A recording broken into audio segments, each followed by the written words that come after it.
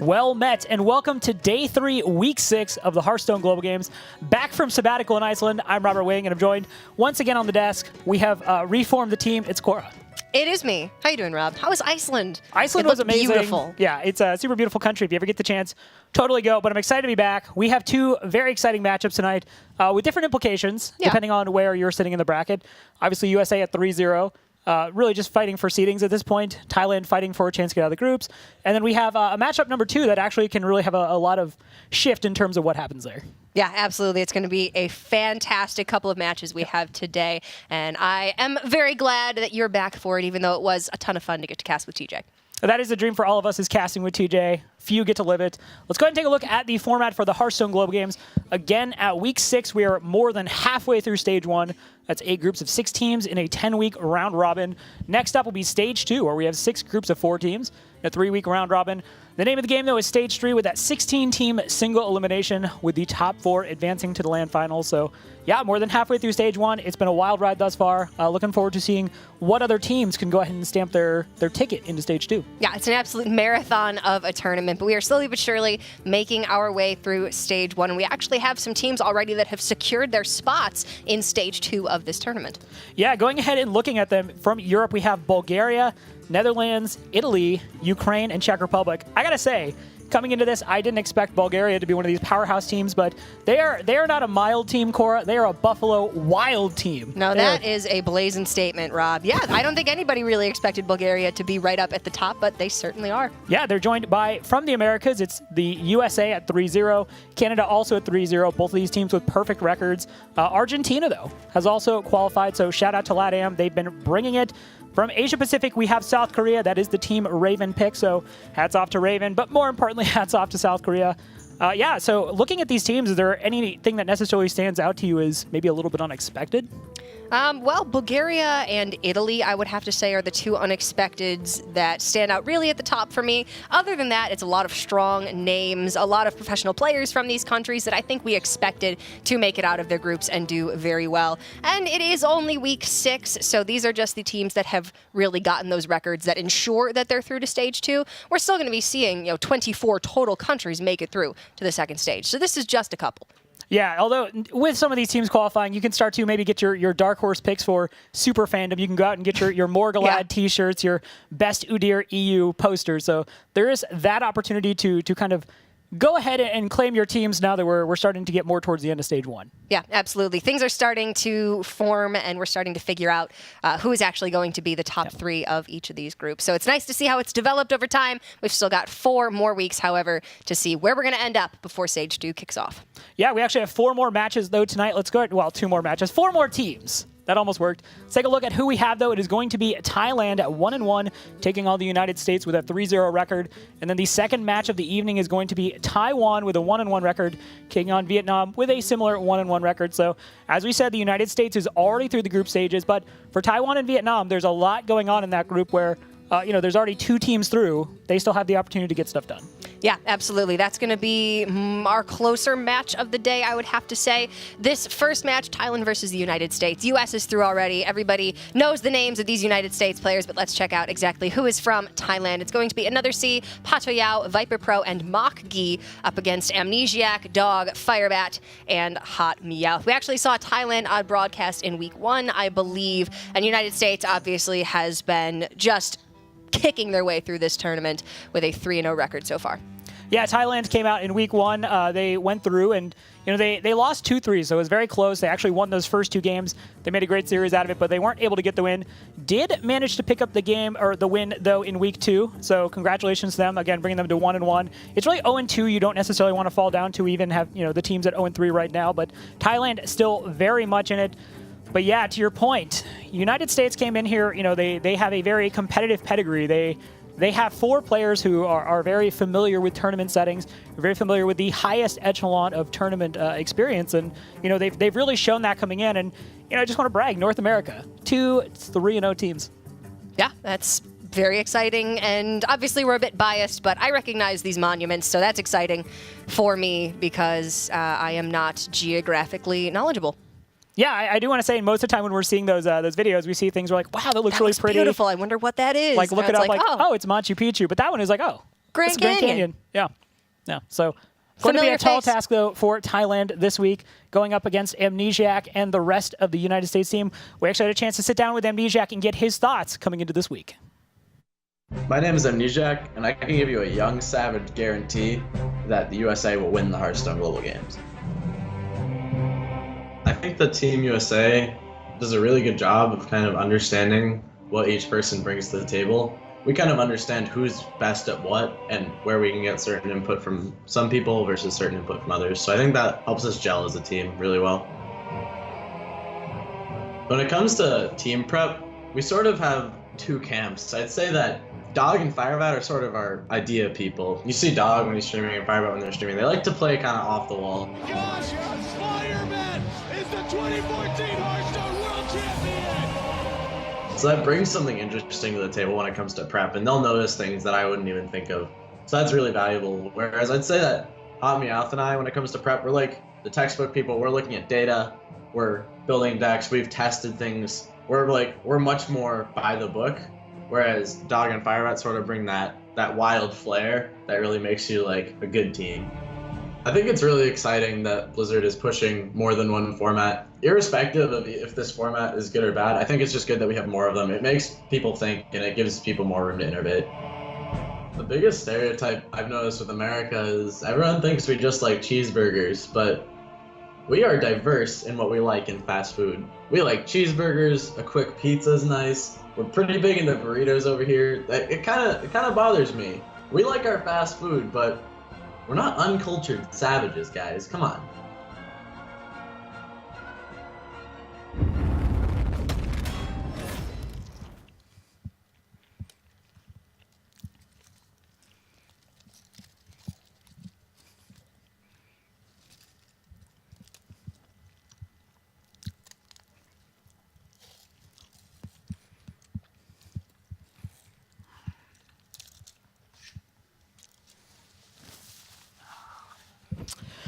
Yeah, so let's go and take a look at the match format for series number 1 here. It is going to be Thailand versus the United States. Cora, if your mouth's not full, why don't you walk us through the Hearthstone Global Games format? All right, so it's going to be a standard best-of-5 Conquest blind pick, but each of these 4 players have 2 dedicated classes to their names. And then if it comes down to game number 5, it is going to be one of the players having to make a repeat performance. So hopefully they've gotten a snack by then, because it could be a long match in that case. And they will then have the choice between the deck that they did not play previously in this match, as well as that Black Sheep 9th class, which I'm actually kind of surprised to see isn't Warlock this week. Yeah, and I want to point out again, if you are chosen to be the ace player for your team to participate in that ace match, again, that is the match that decides the whole series. So your team has a lot of trust in you, even though it is by committee, to let you ultimately be at the steering wheel. You are the big burrito of your team if you get to actually be the ace player. And Amnesiac, no surprise, when I see Amnesiac, the first thing I think is, not Young Savage, just big burrito. Yeah. Mm-hmm. Yeah. So that's definitely it. Not surprising to see him there. Viper Pro, obviously the pick for Thailand. We do have the picks in for our first match, so let's go ahead and take a look at that. So another C going to be on Druid, and Dog also going to be on Druid. So right now, Druid, fun fact, is actually the most represented class, and you should know this for this weekend, Cora, for the Europe Spring Playoffs. So Druid getting a lot of love right now. Has 2 major archetypes, the more aggressive version and then the Jade Druid. Now, even the aggressive version has a lot of different tech choices. That list is very much kind of still not yet refined, and people are shifting it on a person-to-person basis. But yeah, going to be very interesting to see what these guys are choosing to bring. Yeah, it absolutely will be. I think that Jade Druid is more represented in the Hearthstone Global Games, so I would expect to see Jade Druid, Sure. Especially when you're pairing it with a Warlock as your second class, because it's fairly likely that you're not going to pick the Warlock. I think Europe Spring Playoffs, 0% of the players actually brought a Warlock deck. So I would imagine we'd be seeing some Jade Druids here, but leave it to the United States to change things up and maybe bring something a bit unusual. Dog does like to play control decks, however. Yeah, we see Dog there chilling in his room, wearing a shirt. He's on comms with the rest of his team. Now, another Z, gonna go ahead and have some company there. The rest of the team likely on voice comms so they can all communicate, come up with the best lines of play.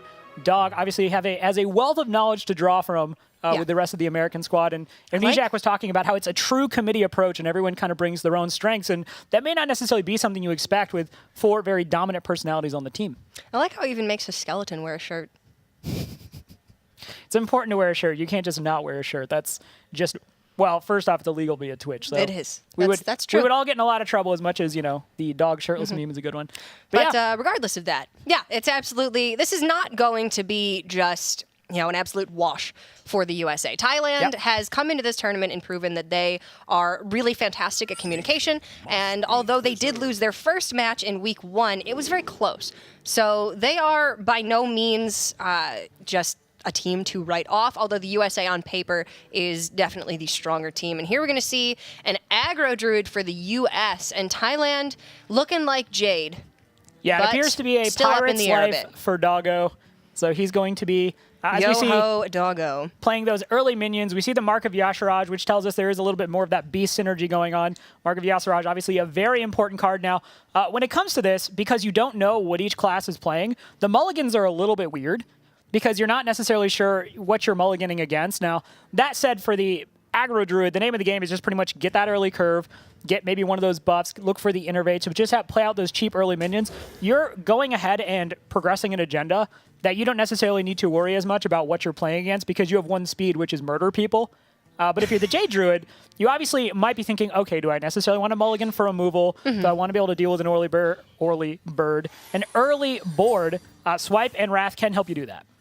Yeah, there's not much that the aggro druid can really do aside from their regular game plan, which, like you put so nicely, is murder people. Yep. So you just got a mulligan for the early game. With Jade Druid, you pretty much always need to go for that ramp, but maybe you give an extra consideration to, is it worth keeping a swipe in the mulligan, or do I need to just stick to my Jade Druid plan? Because if you keep a swipe, then you're on the back foot if it were a Jade Druid mirror. Yeah, we talked a little bit about the way Jade Druid functions these days. They have the ability to generate so much armor, so much HP. They have the big taunts and Primordial Drake, Jade Behemoth. So if the aggro druid doesn't win out early, it's very difficult for them to win out in the mid game. Yes, they have Living Mana, they have Savage Roar, that certainly gives them some more reach, but it is very difficult for the aggro druid to actually close it out if they don't win, say, usually before turn 7 or 8.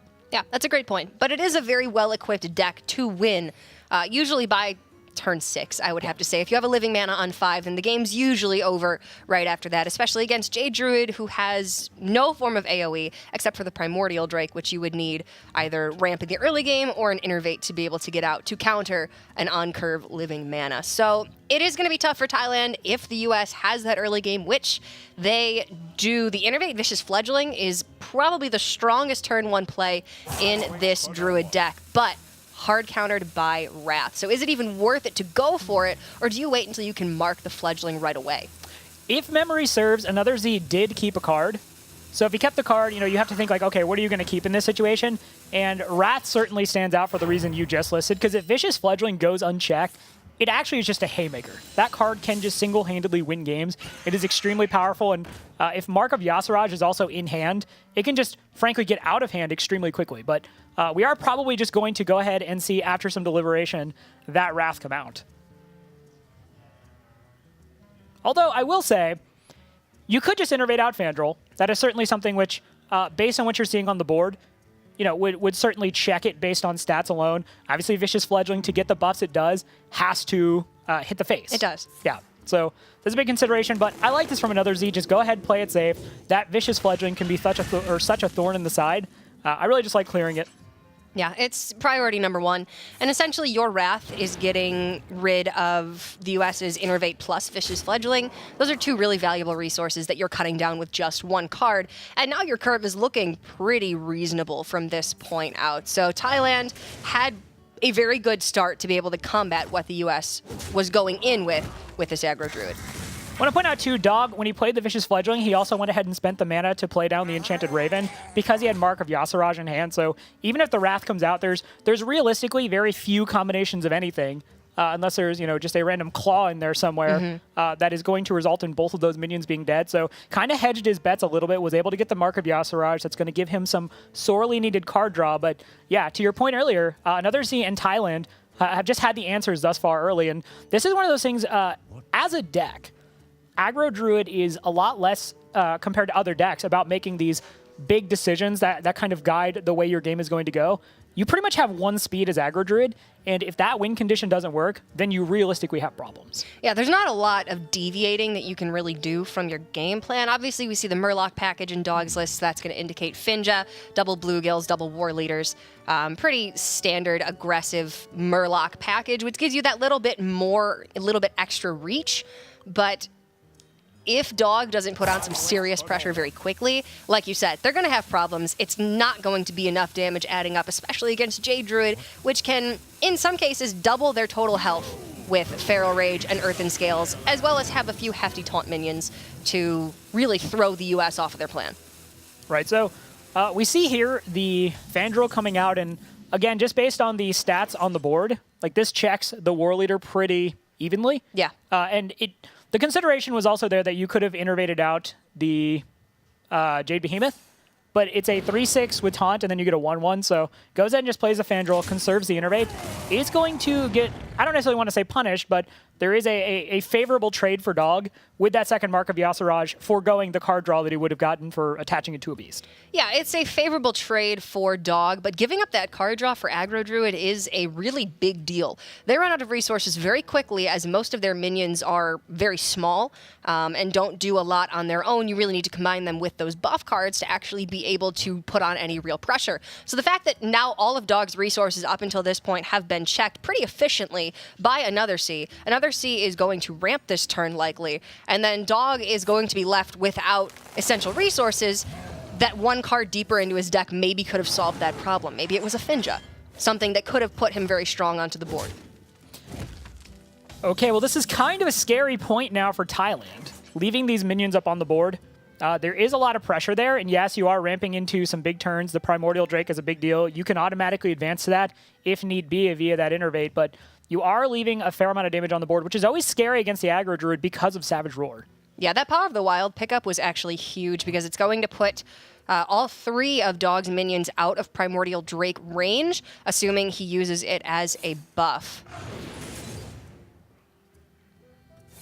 Yeah, the problem with playing the Hungry Crab there is he would have obviously gotten rid of his own War Leader. So, unfortunately...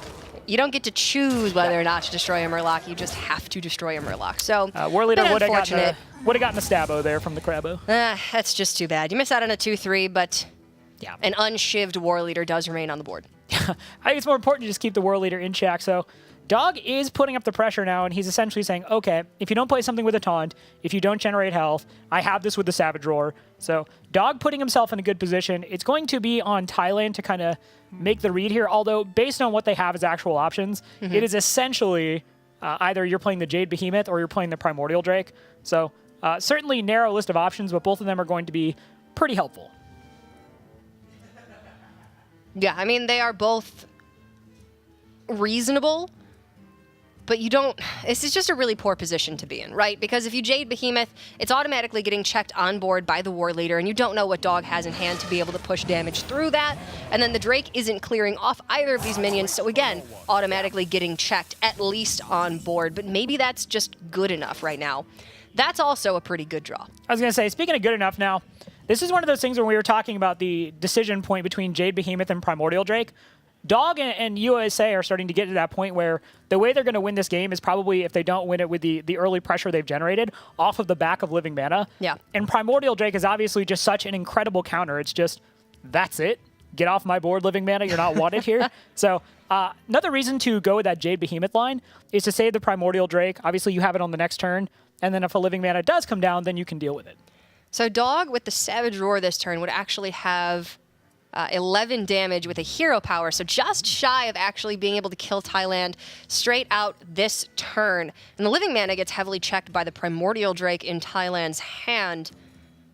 But again, I mentioned it earlier, the Aggro Druid doesn't necessarily have too many cheeky decisions it can make to kind of go and say, like, okay, well, I'm going to try to juke my opponent a little bit.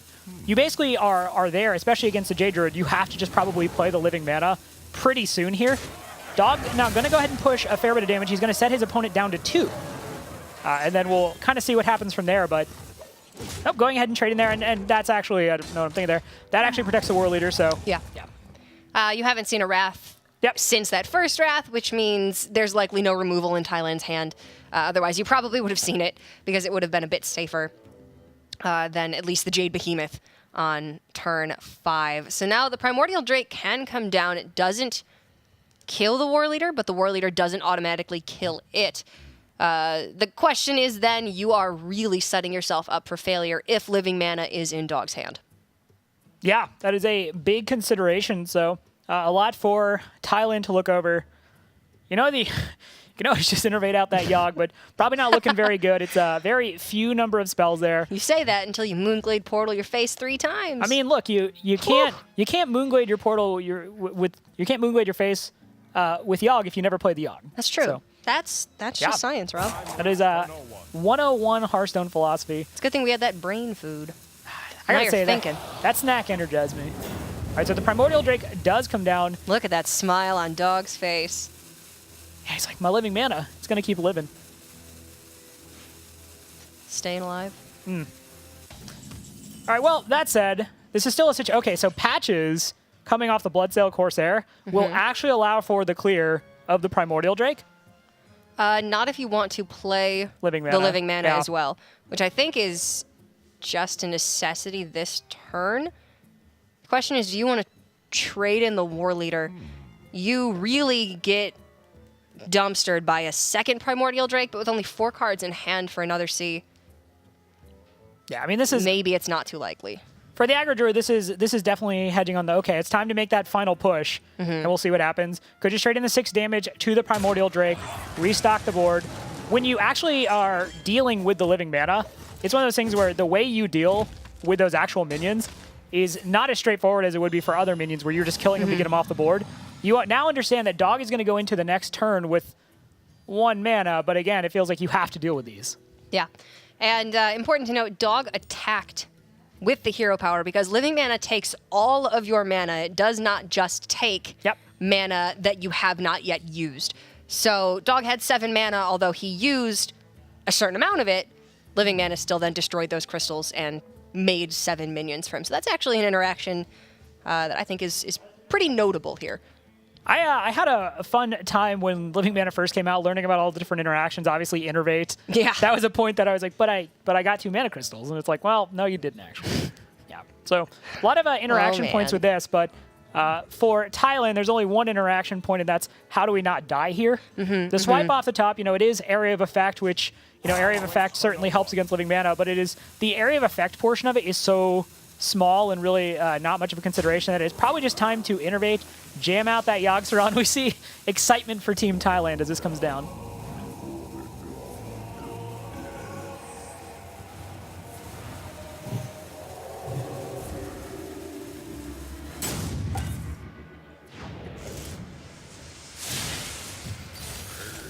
Okay, well, again, the Yogg didn't really have much in terms of juice to work with based on those spells, and yeah, we're going to see Dog just go ahead and close it out. Yogg Saron was actually pretty friendly to the Living Mana, so thanks, Yogg. Power Tentacles, Hand of Protection. I don't know. That's not the Yogg Sarons that I like to see, Rob. But unfortunately, that is our Yogg reality now, and USA is going to go up 1-0, taking that Druid Mirror pretty convincingly. Although another C in Thailand did have a lot of those early removals and ramp to be able to combat the early minion pressure from USA. It unfortunately wasn't enough because Living Mana is just an absolute powerhouse if you've already used that Drake. So. Yeah, and Dog and Team USA navigated that well. Again, this is really a deck aggro druid that feasts on those kind of situations where the decks get the slower start. So yeah, thank you. I've been reading some books lately. We see there up on the screen that is going to be a point for the United States. Up next, we're going to have Mach-Gi versus Amnesiac. Mach-Gi on the Warrior, Amnesiac on the Rogue. Now, Warrior and Rogue are the 2 classes that in the most recent weeks have kind of stayed about where they were in terms of who's playing what. The Warrior, we're tending to see the Quest Warrior. On ladder, you probably run into more Pirate Warrior just because it's more time efficient generally to be playing Pirate Warrior if you're just trying to rank up and get those stars. But Rogue, still seeing a lot of Quest Rogue, see the occasional Miracle with the Arcane Giants, Sherazin, Corpse Flower. But yeah, those 2 classes are basically in the same spot. And these 2 players, however, Mach-Gi and Amnesiac, are pretty much night and day. Yes.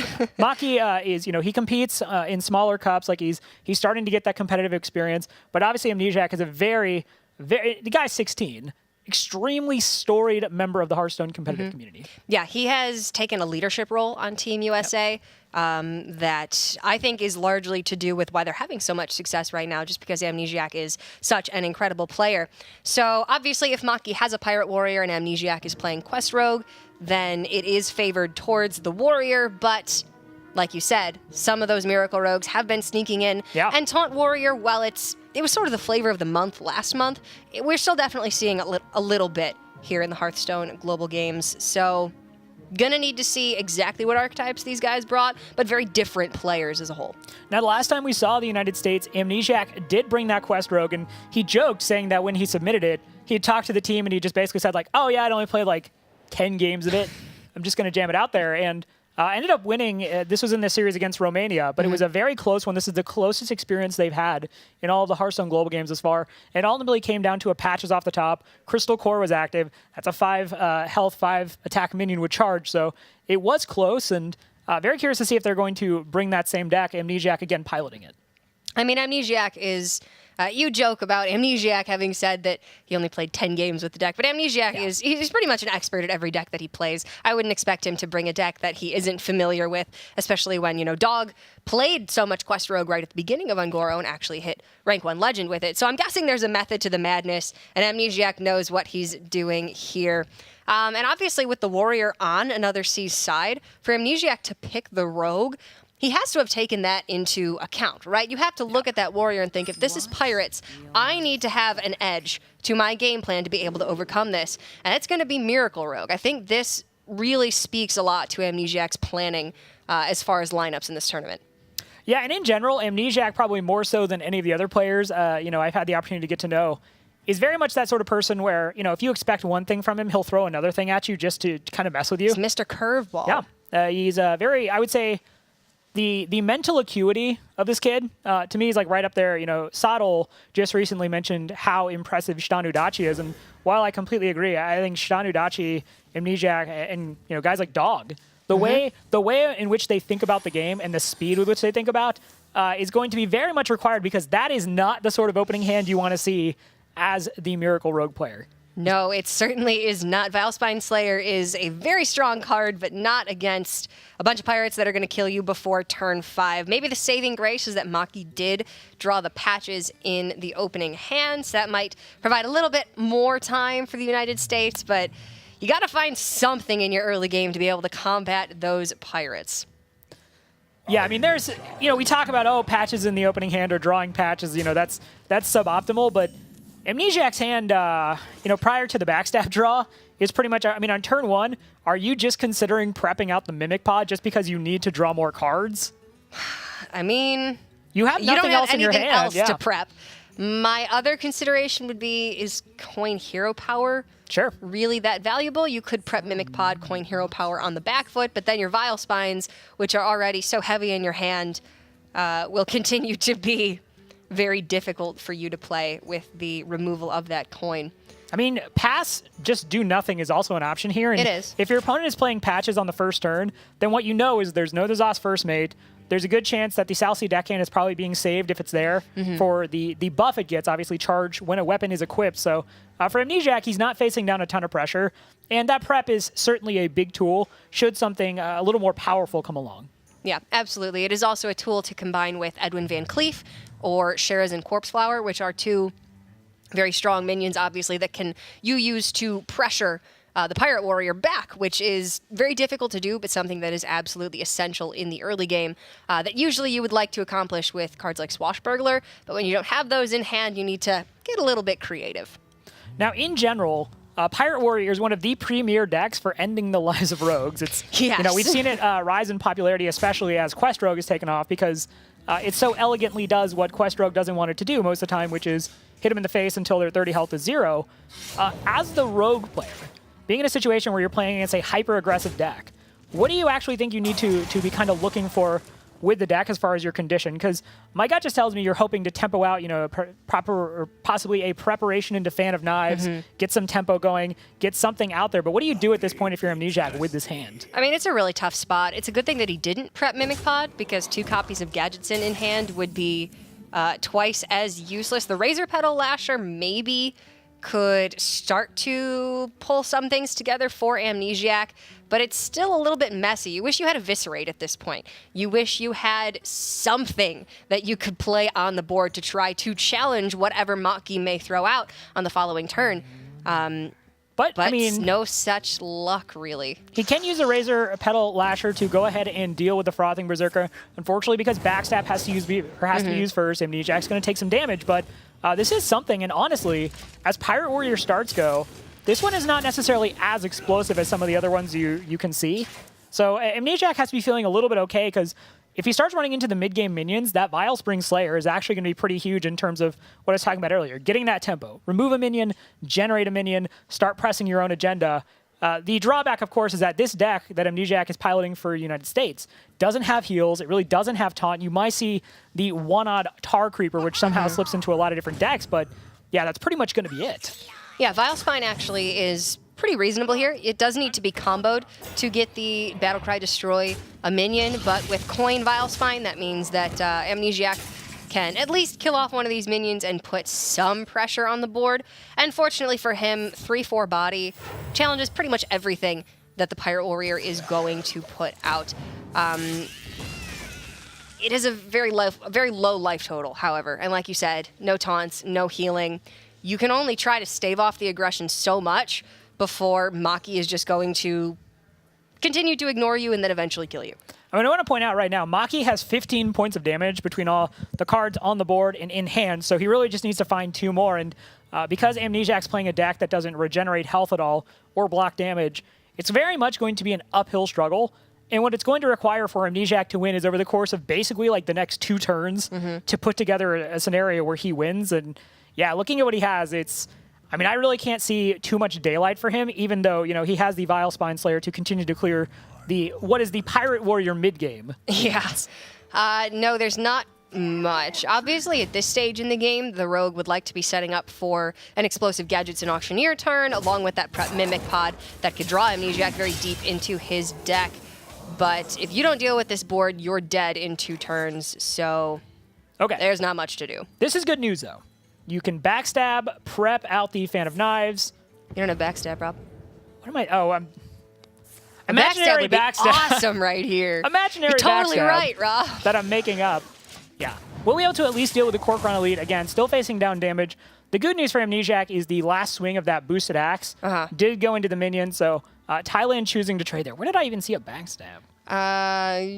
Sometimes you just want things to be there bad enough. You want the Rogue to have a chance against the Pirate Warrior, so you imagine they have backstabs and hope that they appear, but yeah, no such luck. Maki just needs to find 1 more damage source to be able to close this game out on the next turn. And Amnesiac has been playing from the back foot this entire time and does not really have cards in his deck to be able to put himself in a beneficial position. So looks like this is going to go in favor of Thailand, unless you can pull a Swashbuckler off the top and get something miraculous. Yeah, I mean, that's pretty much what it's going to take. Even if Makagi doesn't close it out on the next turn, that weapon obviously represents 2 damage over 2 turns. So yeah, Amnesiac going to sit here, talk to the rest of the guys on Team United States and try to figure out if there is anything that seems like a really intuitive play. Probably starts with that Gadgetzan, though, and we're going to see the Gadgetzan, the coin come out. We might even see the fabled Gadgetzan coin concede. Whew. I don't know, Rob. That's a lot to hope for, especially since the U.S. isn't dead yet. I suppose there is a world that we live in where Thailand could whiff on their draw, be 1 damage off a lethal, and the U.S. could provide enough counter pressure to win the next turn. But yeah, I'm not entirely sure how that would happen. I was going to say, it's pretty much the situation where if Maki didn't draw damage, and obviously Pirate Warrior is a deck that's just full of a lot of direct damage, the Heroic Strikes, the Mortal Strikes, second Corcoran Leroy, I mean, you name it, it's basically just like half the deck. These things that immediately do damage. So on any given turn, a 50-50 for lethal. Yeah, so doesn't draw it here, but again, Amnesiac, if he wants to win this, is either going to have to find a way to block damage or piece together lethal on this turn. That's coming up, so... Again, tall order. We did see Amnesiac choose to conserve the coin, so starting next turn, he will be able to start drawing things. He has the Cold Blood. He can start to piece together damage. But again, 29 health. for Thailand. I mean, what series of draws? We see 7 damage on the board. And 4 in hand from the Cold Blood. No Wind Fury effects. I'm not seeing where Amnesiac can find an additional 18 damage from the deck. Yeah, it's like Swashbuckler or bust here pretty much. Fortunately, Amnesiac does have a lot of chances to be able to draw it. I wonder if it's even in the deck. We see the Violet Teacher there. That's not something that is always included these days. No, it's not. In the Arcane Giants. We tend to, with the Arcane Giants build specifically. All right, Leroy, obviously a lot of damage, but asking a lot from the deck. We saw 21. Amnesiac hasn't broken the game. You see the 3 SI agents because of the Mimic bot. So Razor Petal Lasher. Yeah, it's possible that Swashbucklers just are not actually in the deck. And though Amnesiac does pick up quite a bit of damage, it is not going to be enough. And the mere upgrade is going to close out this game. But Amnesiac chooses to concede. And that is going to be a tied score. Thailand picking up their first win of this series. Yeah, we see Thailand really excited about the win. Maki doing, I think that's a W. I think that's a winner. I don't know. Could be a W. Whatever the kids are hip to doing these days. But we now have a tie series on our hand, 1-1. So, you know, I mentioned it during that game right there. But Pirate Warrior is really designed to destroy decks like that. So that is not, you know, necessarily something that totally surprises me. We've seen with the Quest Rogue variant, measures taken to try to protect them from the Pirate Warrior. We've even seen Tar Creeper, Tolvier Stone Shapers, in addition to the Bilefin Tide Hunters, the Glacial Shards, specifically to deal with that kind of stuff. I would actually warrant to say that maybe Quest Warrior is better equipped to deal with Pirate Warrior just because the text that pretty much every Quest Rogue deck uses is against Pirate Warrior because that's their weakest matchup. So here we can see Maki has tied up this series, and our next game is going to be Patayao on the Rogue versus Hot Meowth on the Hunter. Now, I would register to say that Hot Meowth is guessing Patayao has brought a Quest Rogue, and the Hunter is simply the more aggressive of the 2 decks between Hunter and Shaman. Yeah, Hunter's in a spot right now in the meta where its win condition is fairly straightforward. Again, kind of like Aggro Druid, it has certain key power points it needs to hit. Most of them are just early on in the game. And the Quest Rogue gives up so many tools in dealing with aggro that Hunter actually just, if it gets that good early strong curve, it is really that deck, like I said, like Aggro Druid, that it's going to just leverage that strong early curve to just kind of run away with the game. Absolutely can.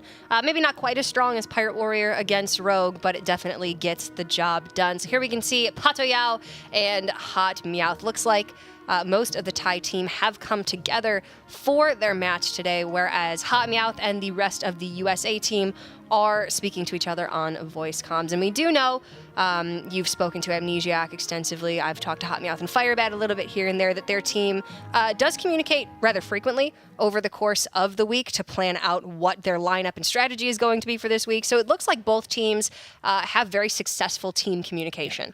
Yeah, and that's something coming into a unique format like the Hearthstone Global Games format that is quite possibly an underrated aspect of it because, you know, when you're playing Hearthstone and you're not necessarily someone who's competing all the time, you can kind of like oversimplify how the experience goes. But especially in a team setting, communication is such a big deal because you have a limited window. You have 4 different individuals all kind of opining, giving their own thoughts, like this is what I think we should do. So good communication in this format is really essential to having a successful team. And, you know, again, it's easy to point at USA and say, again, good communication can lead to scores like 3-0. Yeah, it absolutely can.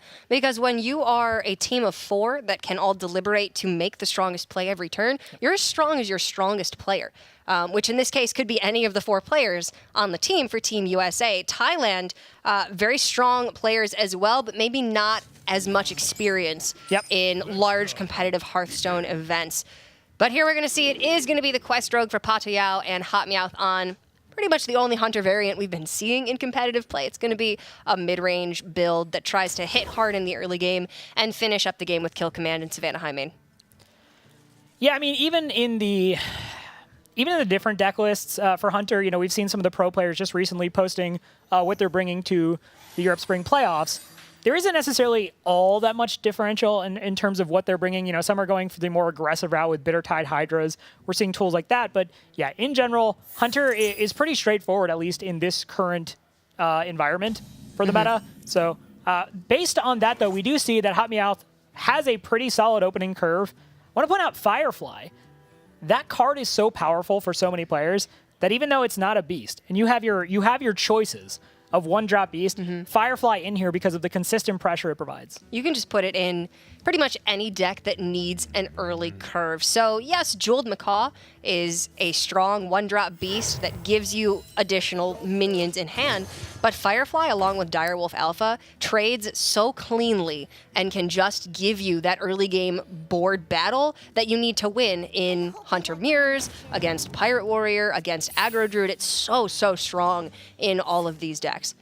Yeah, I want to point out there, Hot Meowth choosing to go ahead and coin out the Direwolf Alpha, has the Crackling Razor Maw, wants to potentially get that beast synergy, and you're playing against a deck, a rogue deck, that does not run backstab. So you can make the read, okay, this is probably going to live unless he chooses to, sacrifice like double Stone Tusk Boar or something, something with charge. Like he has to sacrifice a lot to deal with it, and you can go ahead and fix on getting that Crackling Razor Maw buff. And out of these choices, Divine Shield and Living Spores certainly stand out to me. I don't necessarily think the taunt has too much value on the Direwolf Alpha. What do you think? It's tough to say. They're all kind of underwhelming. Obviously here you were looking for +1/+1 or +3 attack. Divine Shield means that maybe your Direwolf gets to soak up another attack from a 5-attack minion, or it's just tougher for Thailand to kill. So this makes the most sense to me. But honestly, I don't think it's what Hot Meowth really wanted to see here. You just need something to continue pushing additional pressure. So any stat buff in that case is ideal.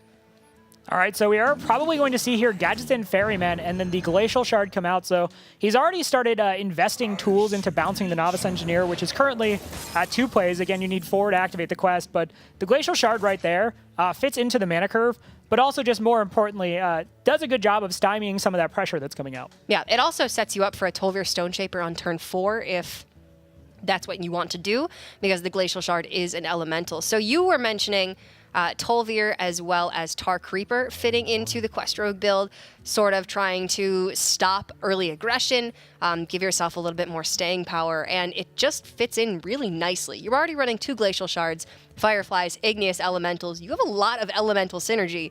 This 4-drop, though higher in curve than what you're used to running in this deck, makes a lot of sense. Yeah, when we were kind of looking at what all the European players were posting on Twitter in terms of deck lists, I was seeing more Tar Creeper and Tolvir Stone Shaper than I expected, because when you put those in your deck, to your point, again, those are a little heavier than you're used to your minions being in your deck. You're looking for those 1-mana minions, 2-mana minions, obviously a little bit heavier, but yeah, if you make the read that you're running into aggression and you really feel that you need to deal with it, especially against Pirate Warrior, Divine Shield is super problematic. You have something with a taunt, 3/5, and Divine Shield, so it's very difficult to get through. A little bit less so for the Hunter, which has the ability to deal with Divine Shield a little bit better because the cheap minions unleash the Hounds, but it's still extremely powerful against aggressive decks. Yeah, it's actually rather rare that the Pirate Warrior has exact damage that it needs to deal with a taunt minion. It's very likely that they will be forced to overkill that minion in some way, shape, or form. Yeah, Spellbreaker also certainly a consideration for dealing with Tolvir Stone Shaper, but again, the Hunter here going pretty wide on the board now. This is a situation where, against other rogue decks, maybe a Fan of Knives is kind of the start of the way you deal with this board, but again, Quest Rogue largely ignores the board for the most part. When it does interact with it, it's basically playing minions with taunt to just saying like, hey, kind of leave me alone. If backed into a corner, it may use the Stone Tusk board to actually get rid of one of those minions, but yeah, that's not what the Quest Rogue wants to do, and Hot Meowth certainly hoping to avoid Vanish. Vanish here would be extremely punishing. Gets the good news that it's just Tolvir Stone Shaper, which there were certainly worse things like Vanish that it could have been. Yeah, Prep Vanish would have been exactly what Patoya would have needed to shut down Hot Meowth's board and buy himself even more time.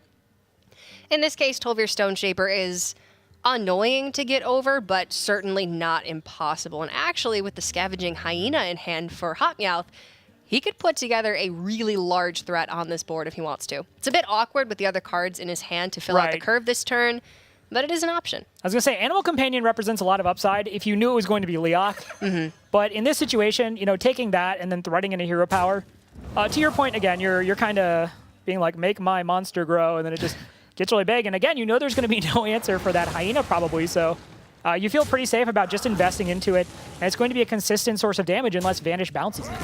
And it is important to note that though the Tolvir did stop some of the damage from Hot Meowth, it did not advance Thailand towards their goal of completing the quest at all. So that is a turn of delay for Thailand, but they have not accomplished their goal. That Novice Engineer pickup, however, is going to put them over the edge and mean that the Crystal Core will be playable on the following turn. That's a big difference, though. We see double prep in Patoyao's hand. Again, it doesn't matter, though, because he's only going to have 1 mana after playing the Novice Engineer. So if he plays them both right now, he can go ahead and get the quest. But he's leaving these minions as 1/1s, which play pretty well into Unleash the Hound, just getting rid of them, potentially. And that is a big problem because playtime's over. The Hyena's pretty big now. It's going to keep going. And if the Hounds are able to both take your minions off the board that you were going to use the Crystal Core to activate, and the Hyena gets bigger. Yeah. Okay, so let's run this by. Bounce the Novice back. Then next turn, you play Novice. You prep Crystal Core. Then you run the Stone Tusk Boar into the Hyena. Hyena's dead. You've got minions. Wow. I'm seeing some lines, Rob. I was going to say, it's like the Matrix right here. Like, you're seeing all the lines turn into like numbers. But the spoon, it doesn't exist. Yeah. But that the Hyena Houndmaster does. Want to say that is potentially a very, very large Hyena. And Hot Meowth definitely considering it, talking it over with the rest of the guys. But, I mean, that right there would be a 10-7. And does that ever actually get removed? I mean, charge minions, I guess, with Crystal Core, but you're still asking for a lot of resources to get it off the board. And if unchecked, I mean, it's just going to kill you over 2 turns. Plus, you're hitting face for 10 this turn. You've got Houndmaster, which is very likely to live once your opponent is forced to kill this Hyena. And then it's very likely that you're just going to be able to piece together 14 damage over the next 2 turns or so.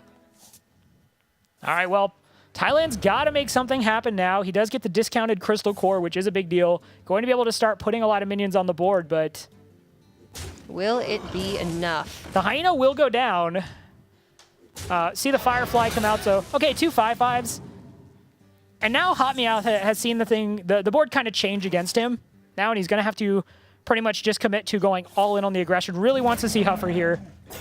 Misha, not what he wants to see. Frankly, well, I don't know if it's the worst thing necessarily compared to Leok, but really wanted to see Huffer there. Would 1 additional damage from Leok have been better than reducing 5 damage to face, potentially? Tough to say, but Huffer was by far and away the best choice there. Now, Unleash is pretty good to have in hand because if Thailand goes wide, and that's probably what's going to happen long-term here, is just put 5/5s on the board.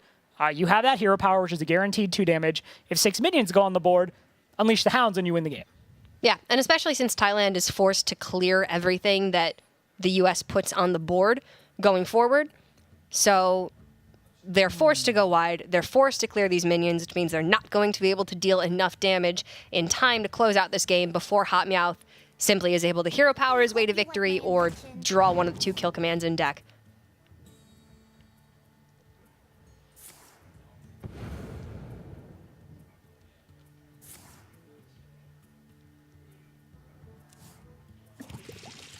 Finding additional resources, but a little bit too heavy to make use of now that both preparations are gone for Thailand.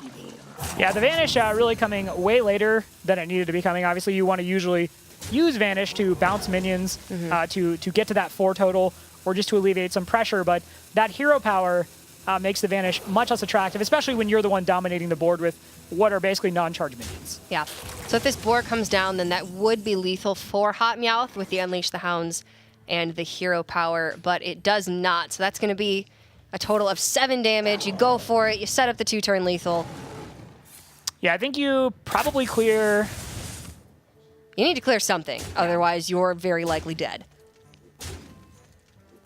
Okay, yep. Yeah, good read by Thailand, though, to realize like what would actually kill them, and it was that Unleash the Hounds. So really heads-up play from Thailand, and Vanish is going to allow them to close out the game.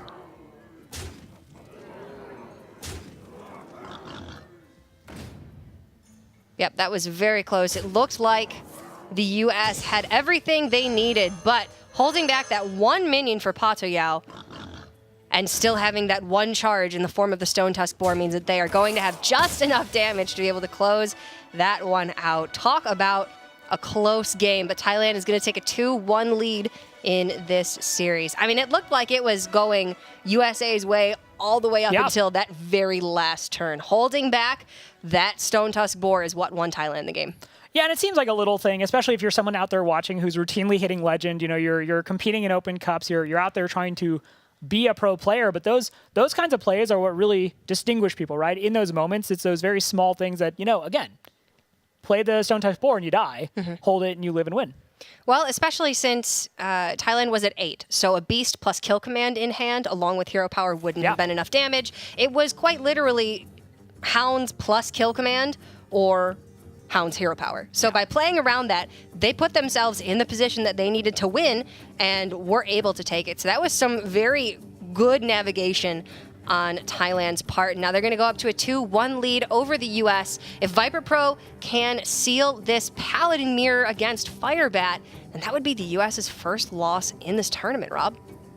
Yeah, Thailand definitely has the United States on the back foot. But again, I want to point out for those of you watching at home, the United States have already qualified to move on to Stage 2 with that 3-0 score. So at this point, it's a matter of seedings and pride. And don't get me wrong, the United States guys have a lot of pride. Are extremely proud and extremely competitive. In fact, I would say Amnesiac, Dog, Firebat, Hot Meow, some of the most competitive players I know in all of Hearthstone. So they really want to get that win.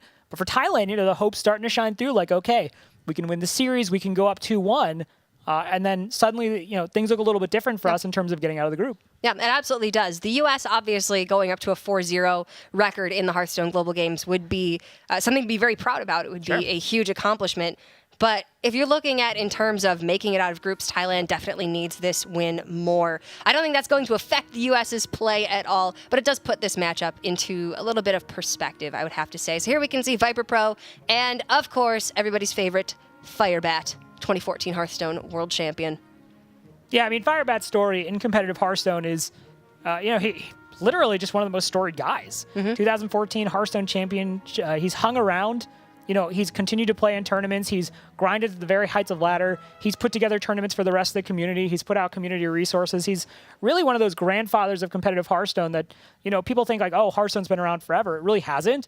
But in like 5 or 10 years, we're going to be looking back and Firebat's going to be one of those people who had such a hand in shaping at least the North American Hearthstone competitive community. I mean, I still remember, fresh-faced Firebat when he wasn't on a team. This was before he was picked up by Archon, when he was going into the Hearthstone World Championships, and people didn't really know who he was. He was definitely an underdog going into that tournament, and now you would look at Firebat, you would never think that this guy was in Thailand's position right now in this tournament. He was the underdog. He was the guy that nobody thought could take it because he's been in such a dominant position in the Hearthstone scene for so many years now.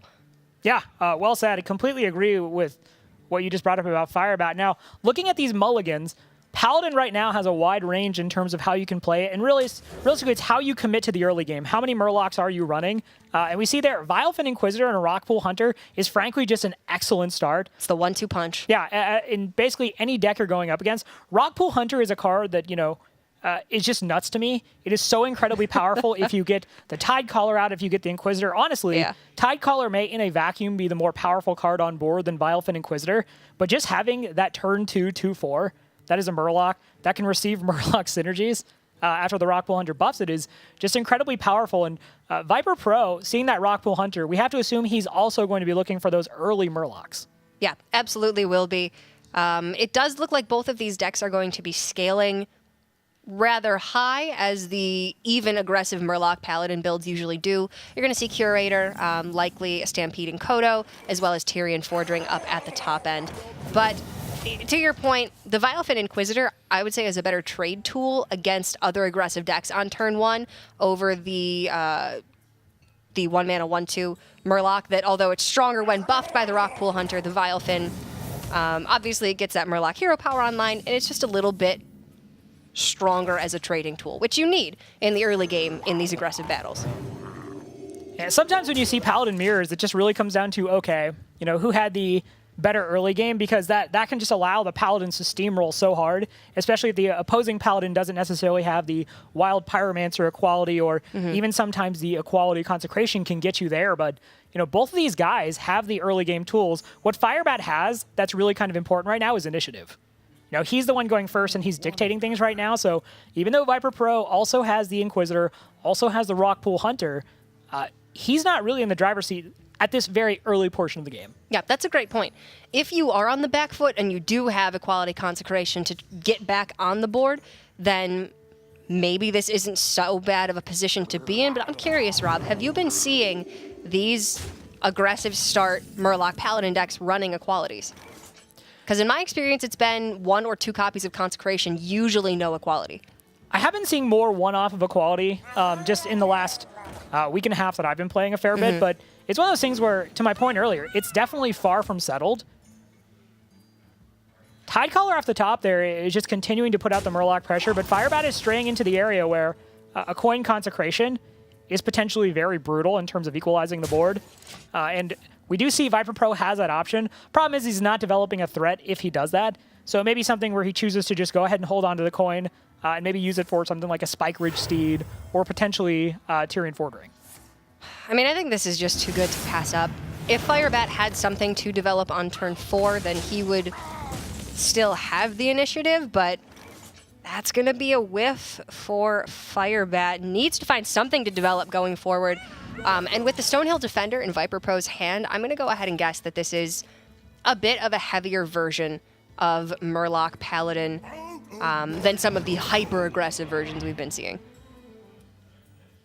Yeah, Firebat has the old vanilla Paladin hand where pretty much everything on it says 4 mana. Yeah. That was kind of the way it was. Got a lot of those cards. Back in the day before Shielded Minibot Muster and all those glorious mid-range Paladin tools kind of came to light. Obviously, you and I have both been playing a fair bit of WoW lately, so we've had the chance to kind of relive the glory days. But yeah, to your Muster point, on 3 is so fun, Rob. the perfect curve. Paladin, unfortunately for Firebat, not really delivering thus far. The Consecration, no doubt those are powerful in the right circumstance, but what he wants to be doing is continuing to snowball the threat. And both players had the really strong early game, but Viper Pro, we see, has that really amazing late game curve where he goes Steed into Curator into Tyrian. And, there are a lot of situations where you maybe want to hold the Tyrian for later in the game when playing different decks. But against this deck, Tyrian on 8 just feels really good. It is very difficult for the Paladin to kill their opponent's Tyrian if they don't have a strong board presence. So if you're playing Tyrian when your opponent doesn't have much on board, yeah, it's pretty good. All right, Stonehill Defender off of Stonehill Defender, so gonna get another chance to roll for something a little bit better. Paladin has a plethora of amazing options when it comes to Stonehill Defender.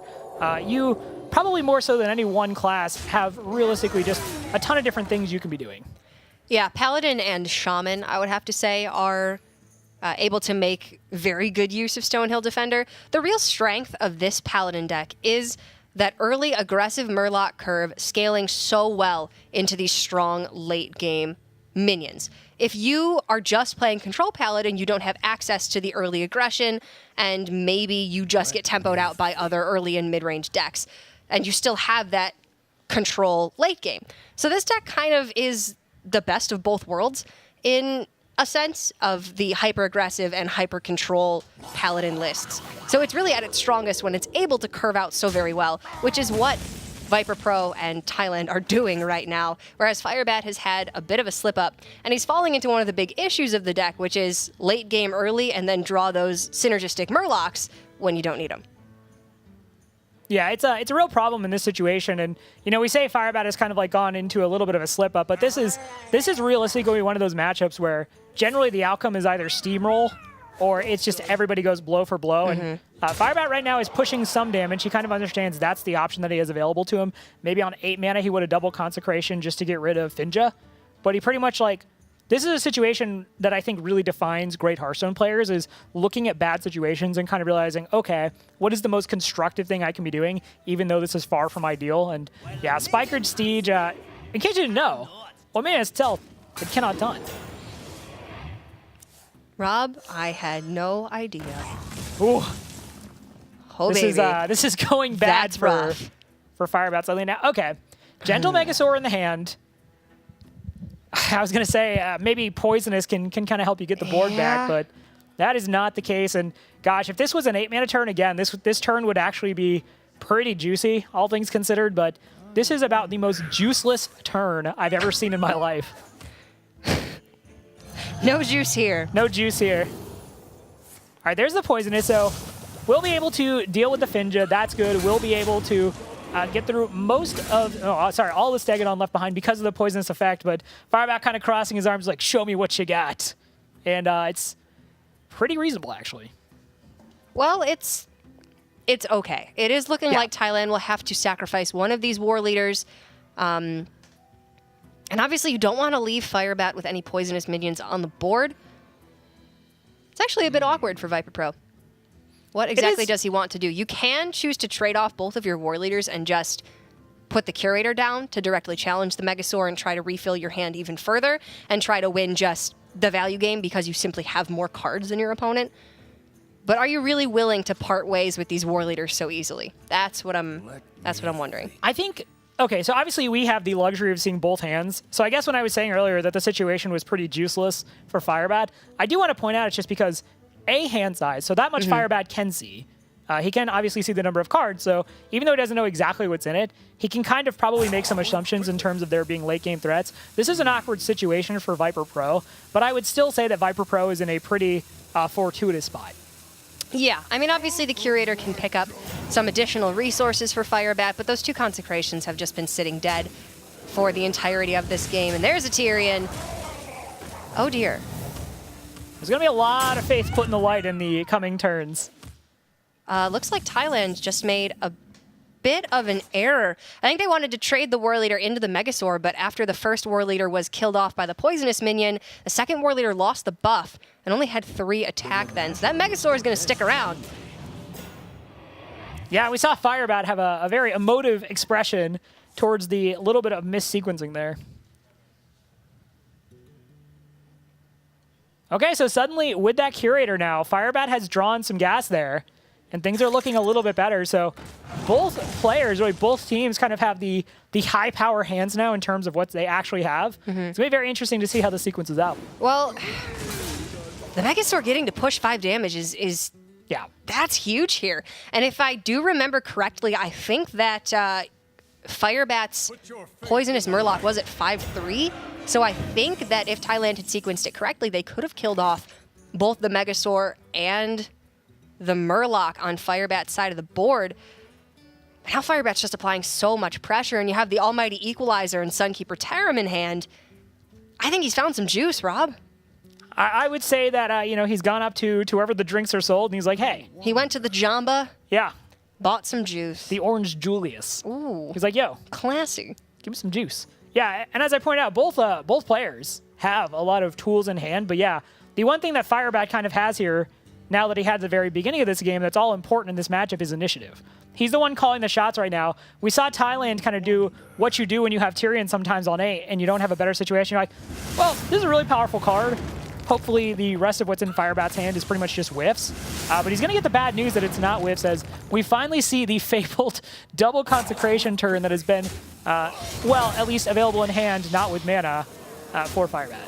And yeah, this is suddenly this is a really bad situation for Viper Pro. He is staring down lethal damage on board.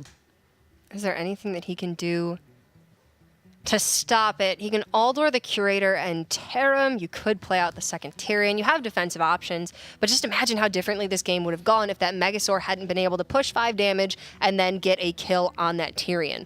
The Curator would be dead. You would be at 10 life instead of 5. Yeah. That's a big deal. I mean, as much as we praise him for the play in the Quest Rogue matchup, you certainly have to point out that if they had done this differently with the trade you were discussing and not missequence that, then things are looking a lot different for them right now, and it may end up being that it cost them this particular game. Yeah, I mean, that is if Firebat's Murloc was at 3 health, which I believe it was. If it wasn't at 3 health, then that's a moot point. And nothing would have changed. But if Thailand was able to make both of those trades, get the Megasaur and the buffed Murloc off the board, then this would be looking very different. Yeah, and at the end of the day, again, regardless of how that would have turned out based on the math you're describing, it's still clear that that was not the way Thailand wanted that to go. So that is certainly a big consideration. Now, Viper Pro and Thailand going to go ahead and put out the Alder Peacekeeper, reduce damage, create a big taunt, to the point you were making earlier. Equality is anything but a staple in this deck. Sunkeeper Tarim suddenly looking pretty solid in terms of reducing that giant Alder Peacekeeper to a lowly 3-3. Yeah, I think you're okay with that. Yeah. Yes, you're reducing your own minions' health, but you can follow up with the Blessing of Kings to actually kill off the Stegodon that comes out of the Alder Peacekeeper. Yeah, it's pretty good. Yeah, it's not quite lethal, but again, you're setting Thailand on check. You are presenting the big board and saying, all right, You have to do something crazy to make this work. Okay, second Aldor picked up. Now, second Tyrion is pretty big. From what you can see on board, you do survive with second Tyrion. You can also play the Hydrologist. You can play the Murloc hero power, but you're once again just back to the wall suddenly in survival mode.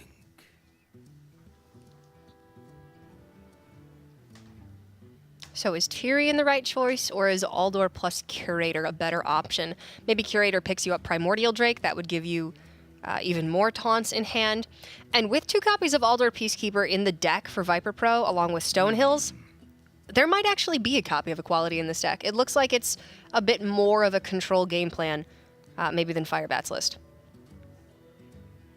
Yeah, it would be huge if Equality was in there. Maybe not at this point, but overall, when you're dealing with decks that populate the board very widely. It's advantageous to have it. Yep. And even still here, it would be okay. All right, so we're going to see the Kodo, Primordial Drake, and the Rockpool Hunter, so he does get some good resources. Spike Ridge Steed does not do it. No, but it does mean that Firebat can kill the Curator. Yeah, And just leave present a a big body on giant board. taunt. And Yeah. Again, unless there's some Equality heroics, you're facing down something that is really bad. Repentance now definitely jumps out to me as being a worthwhile tool there to potentially deal with something like a Primordial Drake. Second Tyrion, you haven't seen what came off that Stonehill Defender. Yeah. All 3 of these are actually not bad. Even Eye for an Eye would have been an okay option. Redemption possibly brings back your Terum as a 3/1. Noble Sack just prevents an attack from your opponent. There's advantages to all of these. All right, goes ahead and takes the Redemption, going to apply Spike Ridge Steed to Sunkeeper Terum. That is now, before the trade, a 13 health minion, so it's pretty big. It's got a lot of juice. Sure does, Rob. Yeah, so as if this situation wasn't dire enough, now Thailand forced to play around whatever the secret could be. But I think in the grand scheme of things, that is the least threatening thing about the turn. He has 3 minions on board and a secret. Gosh, as if the minion pressure wasn't enough. Some people. Man, just gotta rub it in. No, and again, I have to say, I really wonder if this game would have gone differently had Viper Pro been able to kill off that Megasaur. But yeah, make no shoulda, mistake. coulda, woulda. If USA does win the ace match and go ahead and just take the series, that will certainly be a talking point for Thailand. But I don't necessarily want to harp on it too much because we don't have the ability to watch that turn in front of us. We don't have rewind, unfortunately. Yeah.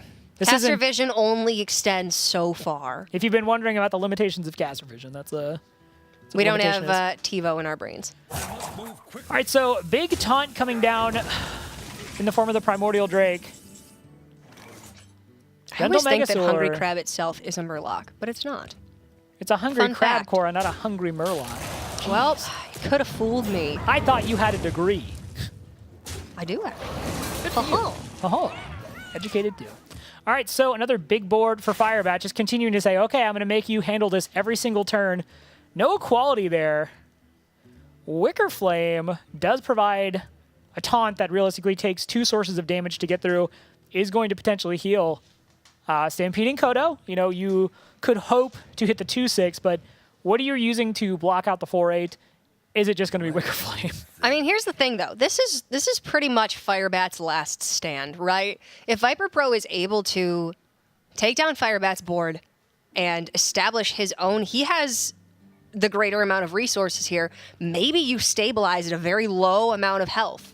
Sure. I mean, maybe. You have It's Tyrion just to good hide. enough. You have Tyrion to hide behind. You've seen both consecrations in terms of what could be direct non-board based damage. So I mean, obviously the Kodo hitting the Stegodon here would be huge. I don't even think that's pretty selling big it. 50-50. It's not huge. It'd be huge, like straight up like I'm not summon Nathan Nathan. Zamora to say it. All right, Noble Sacrifice. That's going to block a damage source. Goes ahead and chooses the Redemption. All right, it's going to be Tyrion, and Oh, the counter Tyrion. Gentle Megasaur could be big here with another potential poisonous. But the 1/1 Murloc, I do want to point, obviously gets rid of the Divine Shield very cleanly. So even without the Gentle Megasaur, that is pretty huge. And even poisonous on the Murloc would be 1 damage off lethal for Firebat. So probably best to just build the biggest board that you possibly can. You get to take out this Tyrion and still have a 4/2 Drake that lives. Ooh, breaks my heart every time I see an Ashbringer just tossed away. Yeah. It's always sad. Ooh. Okay. That is Right. okay. So Ragnaros Light Lord, certainly in a lot of the Paladin decks that are moving more towards the late game, a big tool for the obvious reason that it's just going to heal for 8. Now at this point, you are staring down 13 damage on the board. You actually, with the heal, go up to exactly 13 health. So Ragnaros Light Lord not looking good right now. Wicker Flame Redemption. Yeah, I was thinking. You could fit in Consecration with that as well. Yeah. Now you're gonna have to get pretty cute with this play to make it work. I mean, Wicker Flame's going to heal for 4, essentially, each iteration. Interesting note, if you go the redemption route, you can probably also just squeeze into hero power because you've seen the consecrations. So it's a minor thing, but you do get the 1/1 there, which is a pretty big deal. What are you possibly worried about that's going to deal with it? You've already seen both Hunger Crabs as well. Yeah. And I mean, the 1/1 means that you can play Rag Light Lord next turn and possibly kill this Tyrion with your 1/1 and Ashbringer and not have to worry about dying because Rag Light Lord's going to heal you for 8. As you point out, Firebat's starting to get a bit thin on resources. The Hydrologist will award him a Paladin secret. We see the options being Redemption, Noble Sacrifice, and Getaway Kodo. From the way I'm looking at it, all 3 of these result in Tyrion getting a second chance. With Noble Sac, maybe Viper Pro can't kill it. With Redemption, obviously, it's likely that it comes back unless Viper Pro has a way to kill something else on the board instead of Tyrion first. Getaway Kodo is just the safer bet, I would have to say. You can get great use out of a second copy of Tyrion, or Hydrologist, or even Hungry Crab can get a kill on a 1/1 on Thailand's board. All right, Firebat talking over with the rest of the team whether or not he actually wants to go ahead and activate the Redemption. It is going to give more health to Thailand. Next turn, potentially looking at more pressure here. Let's see what happens. Goes ahead and just chooses to pass the turn. I like that. I don't really think you get a whole lot of value out of killing Wicker Flame Burn Bristle there. There's the equality for Viper Pro. Yeah. But now because Firebat decided to go with Living Spores, that means that Viper Pro essentially needs to kill 2 boards to be truly safe. Now, worth noting, Thailand can actually use the Ashbringer now for the first time by technicality. Now, again, Thailand having to make the mental leap, like what is that secret? And honestly, I think this is a really hard point in any game to actually have like a clear lock on what the secret is. Sometimes it's very obvious that it's Getaway Kodo. Yeah. But I think, in this particular situation, given the choices, there are a couple different things it could be that require you to play around it a little differently.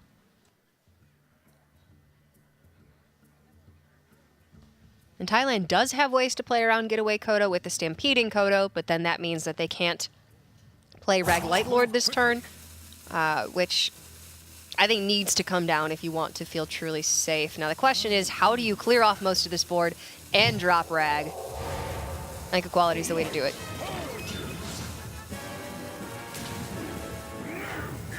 Yeah, goes ahead and chooses not to clear anything. Just set all the minions to 1 and...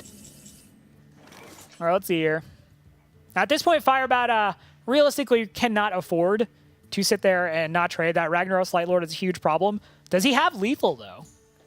Even with the Redemption Wicker Flame. No. Well, Murloc War Leader would buff... No. Because he would have to run in 3 attacks. If Redemption wasn't there, yes, he would have lethal.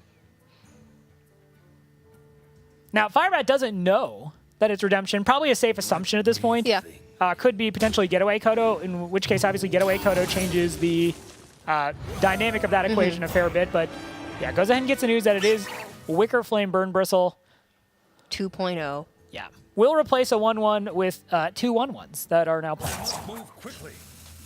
Not quite as good as Murloc's, but hey.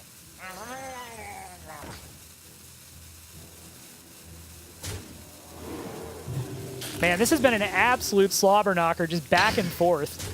This has been a game full of a lot of tough decision making. And ultimately, Firebat's going to have to kill off that Light Lord. And this board is going to have to be enough to get the job done. I don't think the U.S. has many resources left in deck. Wow, what a cool idea. You could just make those 1/1s 3/3s. Oh my goodness. Why didn't I think of that?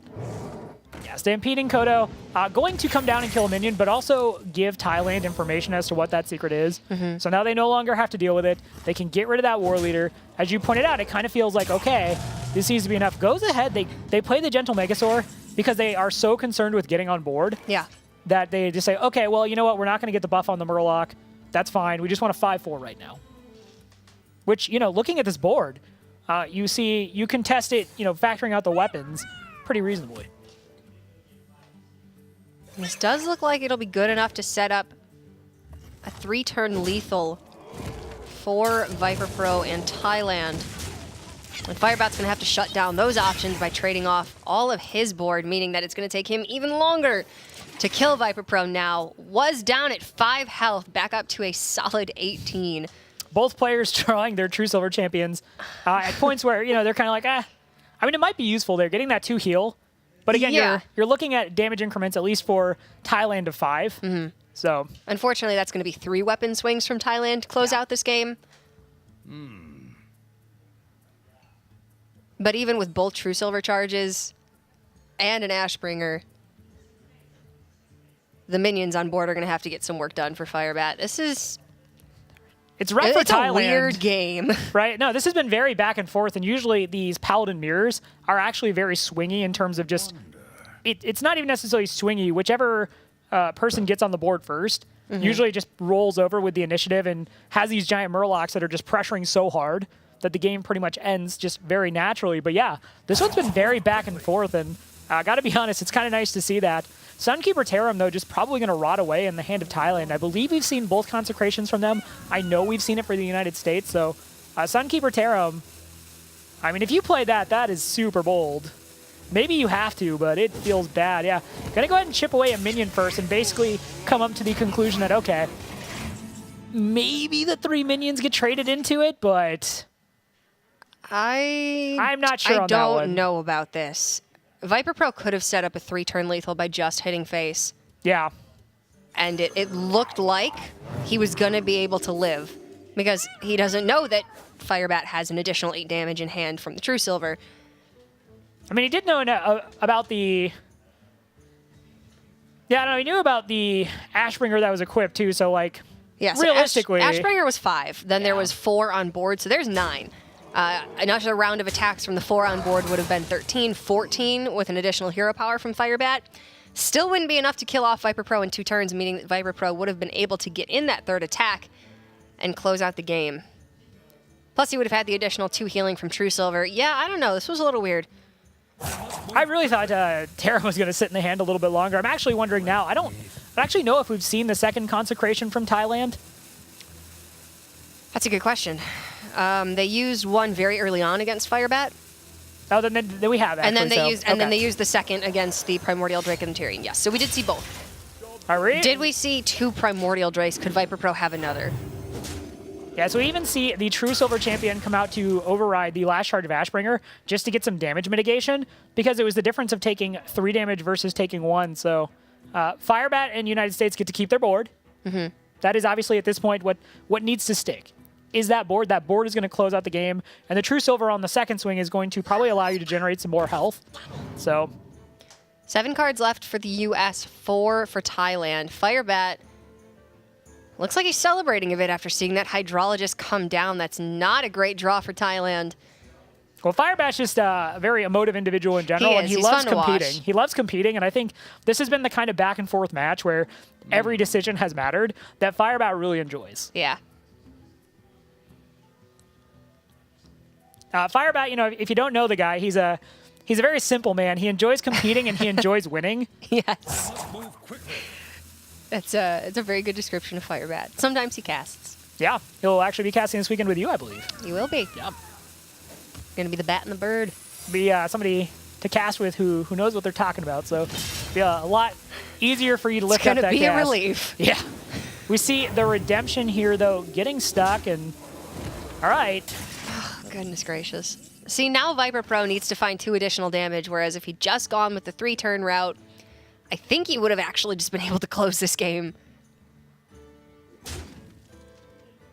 I mean, Firebat would have had an additional 4 healing from True Silver, so maybe it wasn't so easy. But just looking at what Viper Pro had and what Viper Pro saw, I'm thinking that would have been the simpler line.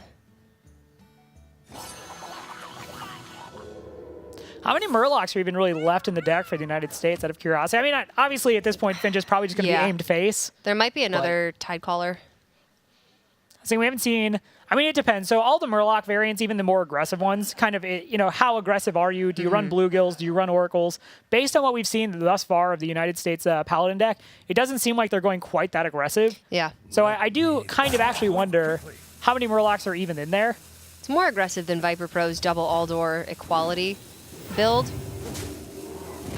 All right, so the United States goes up to 7, loses the weapon, and yeah, this is a pretty intimidating board for Thailand to stare down. I mean, Primordial Drake off the top would be killer. That's going to put Thailand up to 13, 4, 7, 9, 10, 11, 12, 13 on board for the United States.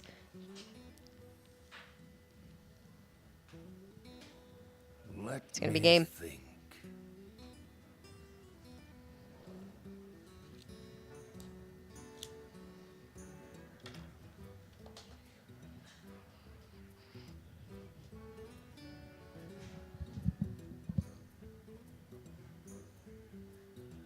Yeah, Thailand looking at if there's any way to sequence this, that changes the equation. But yeah, goes ahead and gets the bad news. Firebat throws up his arms, and that is a concede for Thailand. And the series is now tied up. Again, we'll look at it later. I definitely want to check the VODs and see about that one turn you mentioned. But yeah, Firebat navigated that very well. I want to say put Thailand in check a number of times, just over and over. And then basically was just barely able to make it. That was a very back and forth game. Yeah, it definitely was. And while there are a couple of things I think that Thailand maybe could have done differently, hindsight's always 20/20. Yep. And obviously, you know, you have a lot more information when you're casting than when you're playing. So ultimately, USA is going to tie up the series 2-2, and we are going to the ace. It's going to be Viper Pro on the Priest up against Amnesiac on the Warrior. I'm really excited about this. Priest is a class that has just been going through a ton of iteration.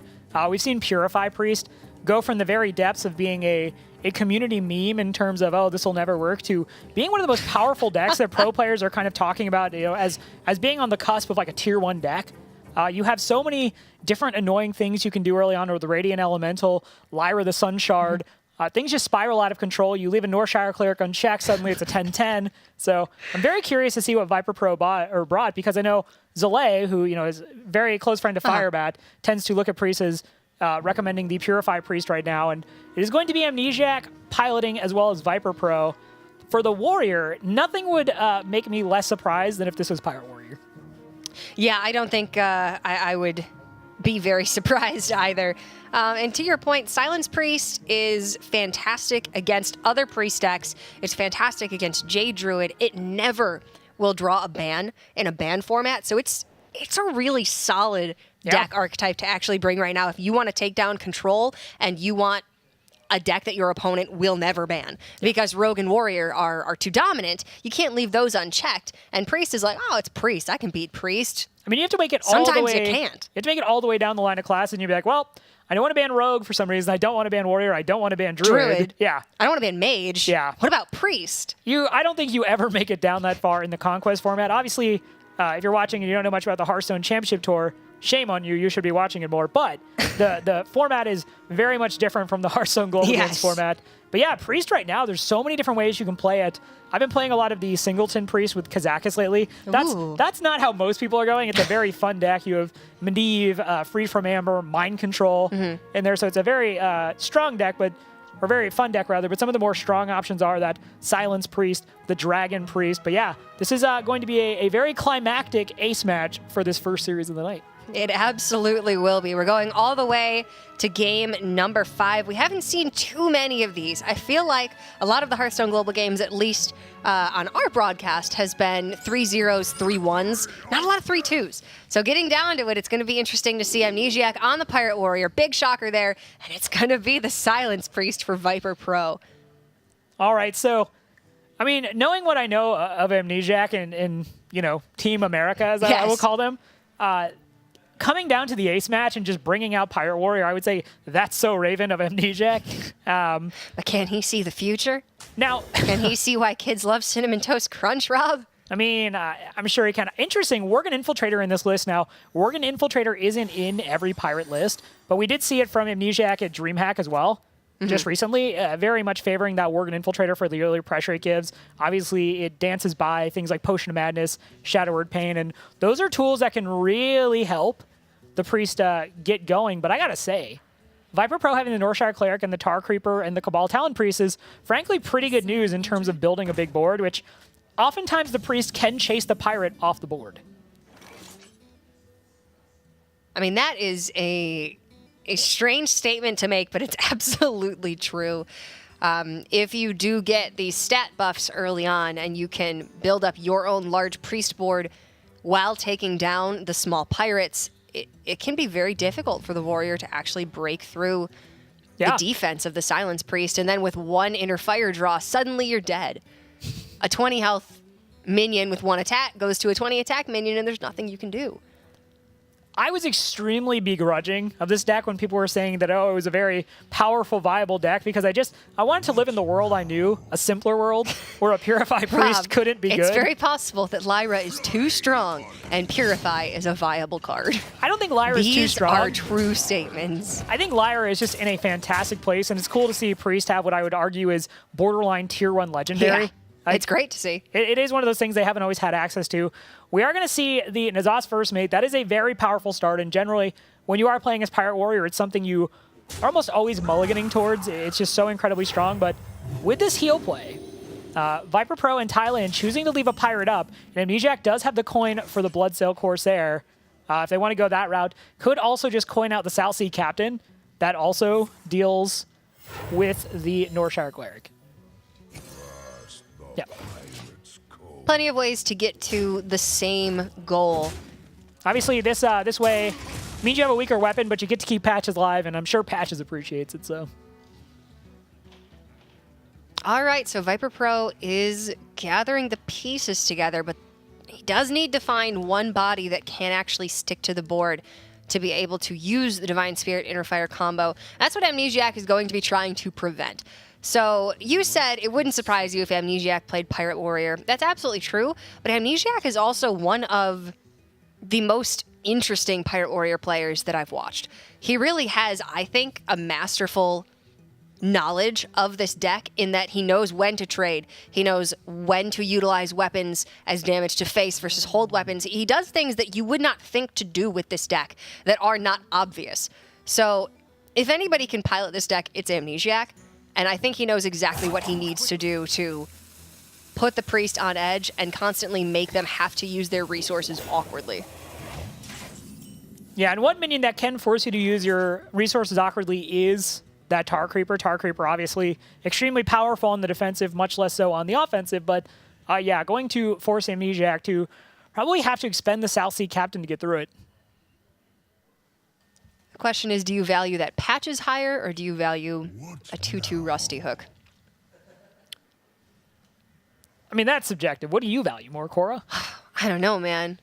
Patches is a pretty great guy. No, he isn't. Nobody likes Patches. Rob, I think we definitely have it recorded that you like Patches. That's true. I do like Patches. Yeah, there you go, Rob. I just feel bad about it. But yeah, Amnesiac, to your point earlier about the way he approaches the game, goes ahead and just chooses to leave things up now.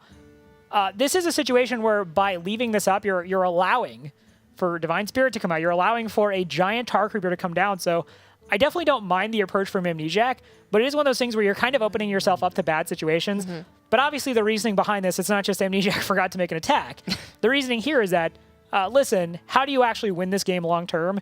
And he's deciding he needs those resources and understands that the Tar Creeper isn't doing anywhere near as much on the offensive. And, I mean, let's look at the way this breaks down. The Tar Creeper, to stay alive, has to get healed. That's costing you mana. Yep. That's costing you tempo. You're not playing anything like a humongous Razor Leaf. So that is something that Amnesiac is obviously valuing, is the tempo cost of the lesser heal. So yeah, there's a lot at work in this. And, you know, people who play aggro or play aggro decks in general sometimes get the moniker of being a little bit less astute than other players. But you're seeing kind of in real time just how wrong that realistically is. Okay, so this is an interesting choice by Thailand. Amnesiac elected to not attack because that South Sea Captain is so valuable, and it was possible that he would be able to trade the patches and a hero power or the Korkron to be able to kill off that Tar Creeper this turn. Had it not been buffed, maybe you save your South Sea Captain. By breaking up the Divine Spirit Inner Fire combo, Thailand loses that massive burst potential, but they do take out that South Sea Captain, maybe making the rest of Amnesiac's resources less useful. Yeah, Naga Corsair, they're going to be extremely useful. Amnesiac says 8 health, you can have it. I just want to go ahead and get everything off the board. And now he's in firm command of the board and is going to quite naturally be able to go into that Arcanite Reaper turn on turn 5 if he chooses to. Uses all of the efficiency from the weapon. Well, Viper Pro is going to have the option to Divine Spirit and Faceless Shambler next turn. Yeah, now this is one of those things where, you know, if you're kind of watching the horror movie, you're like yelling at the screen, you're like, kill the Ancient Watcher, man, don't go in there, it's bad for you. I would fully expect Amnesiac to equip the Arcanite Reaper and dispose of the Ancient Watcher. Yeah, I mean, think he's so. actually got, frankly, a pretty good amount of resources as the Pirate player right now. More so than you would expect. Yeah. And you do get to drop the Dread Corsair alongside the Arcanite Reaper, making this a full board clear. You still get to keep your Naga and your Corsair on board. And Viper Pro only has 3 cards in hand, then I think you're in a pretty commanding position from here if you kill this Ancient Watcher. Yeah, I mean, we're talking about how powerful this deck is overall. But one thing I want to point out is, if there's no minions on the board, Divine Spirit and Inner Fire are obviously extremely clunky. And that really goes back to basic vanilla Hearthstone 101 theory. Right, which is, this is why those cards didn't necessarily see a ton of use, at least initially, past like the gimmick of, oh, this is a thing I can do. Because you have to be able to stick things on the board. And, you know, Amnesiac is essentially just playing it out like, okay, I'm not going to let you have things to buff, and I'm going to force you every single turn to put down a minion if you want to execute this strategy. Now, Northshire Cleric could come down, could eat a double Divine Spirit in an Inner Fire and just be large, and you set up for the Faceless Shambler. There is a point where Amnesiac, even as diligent as he wants to be, both in health total and resources, can't afford to check everything. Yeah. So the Cleric double Divine Spirit Inner Fire would be a 12-12 on board. But at that point, does Amnesiac feel like he can ignore it? Does he feel like he needs to kill it because he does have 20 damage with the Korkron in hand? I mean, I think this is pretty much the only line for Thailand, and if that Shambler lands, it's going to be huge. Will Amnesiac let it? All right, so it ends up being a 12-12. I do want to point out there is probably a world where you could have kept the Inner Fire hidden. Maybe. But then again, this is at least, you know, using the Inner Fire, obviously it kills minions. Yeah. It's doing damage. It's a very minor thing, and I think this was the correct play, but I think it's at least worth pointing out that you could have concealed it to think maybe Amnesiac says, okay, well, this isn't like a big threat. But yeah, I think you're kind of playing with your hand face up at this point. So, Well, Amnesiac can just use the Naga Corsair, the Bloodsail, and the Korkron to kill the Cleric, can then play the Upgrade and the Worgen and just start hitting face.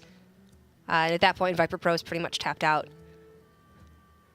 yeah, the Silence Priest can actually generate a lot of resources in terms of, it has the Purify, it has a Northshire Cleric, it has Power Word Shield, generally Lyra the Sun Shard, so it is capable of card draw and generating resources, but yeah, at this point... I think this might have been Thailand's last stand.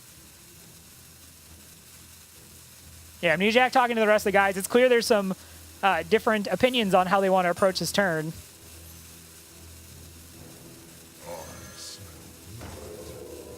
Okay, so it looks like they're going face now, and man, to be a fly on the wall in that comms chat, because Yeah, he's getting I'm pretty sure animated. there's different opinions on how this should go.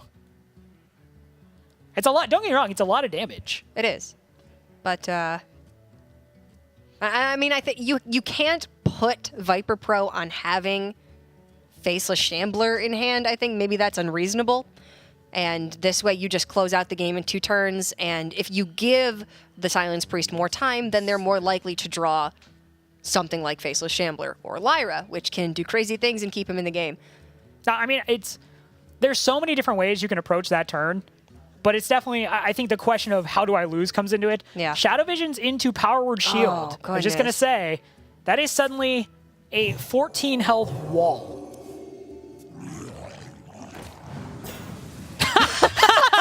I know exactly what Amnesiac just mouthed there. I think we all do.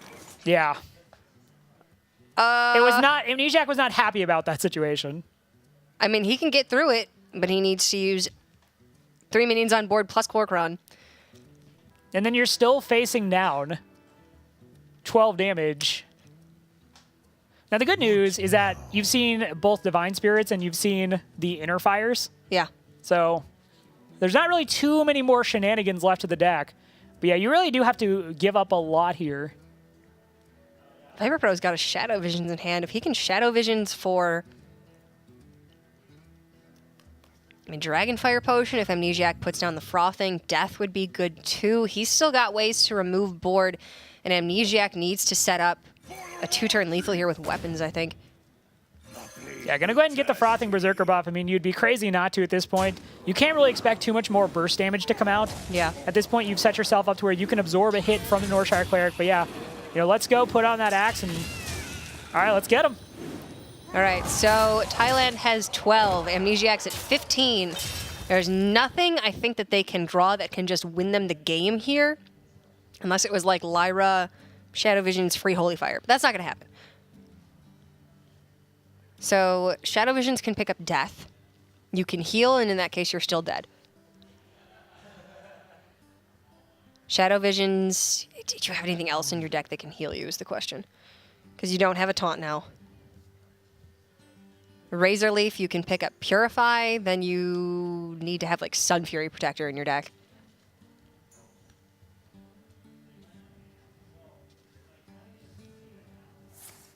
All right, gonna go ahead and use the Shadow Vision's Dig to find something. Finds Silence, which, okay. If that last card is not Arcanite Reaper, then maybe you silence that Frothing Berserker and you heal and you say, okay, we can get there. But goes ahead and Powered Shields, gets another draw, so... That's going to be game. Yeah. At this point, you obviously just silence that Frothing Berserker, you heal, and you just say, okay, this has got to be it. It's got to go. Oh, Rob, this was quite a series. Yeah, this is the second series in a row now that the United States has really won on the very last turn. Things starting to go against them. But yeah, they're going to go ahead and get it. We see Amnesiac looking very visibly relieved. Thailand, a little subdued, understandably so. This group has been very supportive to each other. We saw, them going into the game, patting Viper Pro on the shoulder, saying, hey, man, you got this. But yeah, this is going to go to the United States, who now goes 4-0 in the Hearthstone Global Games. They have a chance to 5-0, and, for the first year of the Hearthstone Global Games, make history and set it to be broken. Yeah, I mean, that is absolutely an insane record for the USA to have at this point. Thailand, unfortunately, will be going down 1-2 in their group. It's not looking too great for them. They will still have 2 more matches in this first stage of the Hearthstone Global Games. Potentially they can go 3-2. We'll have to see exactly how their group is shaping up to see what their chances are for actually making it to stage 2. But USA is looking very, very strong. Couple of close games there. Maybe Thailand had to falter a little bit for the USA to fully take advantage of this series, but they played incredibly well. Yeah, the beauty of this team is just realistically how freaking intelligent all the people on the team. It's understanding all the math and all the possible things that can come down from a probability standpoint and what kills you, how much damage comes from what. And yeah, they in both situations that they've kind of emerged at the very end of Game 5, it's very clear that they were all discussing like, all right, team, what do we lose to? Yeah. And they played into the Faceless Shambler. We're still able to make it work because they had the resources. I wouldn't be surprised, too, if they're like, okay, what if it's just Powered Shield Faceless Shambler? Can we deal with 14 health? Like, yeah. They could. And they did. And they were able to close out that series 3-2. It was a close one, but ultimately the ace did some work. And here we can see exactly how it played out. Dog took the first game. Maki and Patoya were able to bring Thailand up to a 2-1 lead. Firebat tied it up, and Amnesiac was able to close out this series, proving that the ace is the place. Is the place, Rob. Let's go ahead and take a look at Group B standings. We see now United States at 4-0. Again, they made it in at 3-0, but just for style. Why not 4-0? Netherlands also in at 3-1. Now, this loss was very important for the United Kingdom. If Thailand had gotten the win, they would have gone up 2-1, and there's only one more spot left in this group. You have to think if United Kingdom doesn't make it out, given the strong roster of players they have, and realistically, a bit of the trash talk that has been slung from that team, especially towards the United States, it would have been a huge disappointment. I got to be honest, I really want to see United Kingdom make it out just so USA can play them again. Yeah, I think it would definitely be a very entertaining matchup to see again. And with Romania being down 0-3, it does look like it is between Thailand and Great Britain to decide who's going to be that third slot. Now that Thailand's lost their third match, Sure. It's looking like Great Britain has a bit of a better chance. But if Great Britain were to go down 1-2, maybe that fifth place spot could rise up. It's still going to be close. There's still a couple more weeks of play. Yeah, a tough group to be sure, but we have Amnesiac standing by. Take some time to talk to us. William, congratulations on the win. Thanks, Rob. I appreciate that. Yeah, 4-0. What's it like? You guys are realistically kind of blazing a trail for the future of the Hearthstone Global Games. These matches have been really tough. I thought we were going to lose like 7 different times in the Paladin game. And then in the Warrior game, we were really ahead, and they made the 12-12. And I was trying to tell my team that I wanted to kill it the whole time. And then they were like, no, you can't lose if you go face. And then they face shamblered it, and I'm like, no, we can definitely lose if we go face. Yeah, but, we were. It worked out. It was. My head hurts, dude. I kind of figured there was some discussion going on about whether or not to kill the cleric there. That was a tough turn. Yeah, we definitely saw your reaction when the Shambler came down and was suddenly a 12-14 with taunt. So definitely a big moment. Is this one of those things where afterwards you go back with the team and you're like, maybe in the future we just listen to me? Yeah, I mean, I was really close to just making an executive call, but I don't disagree with my team's analysis. Like, we still had a lot of game, even though they had the Shambler.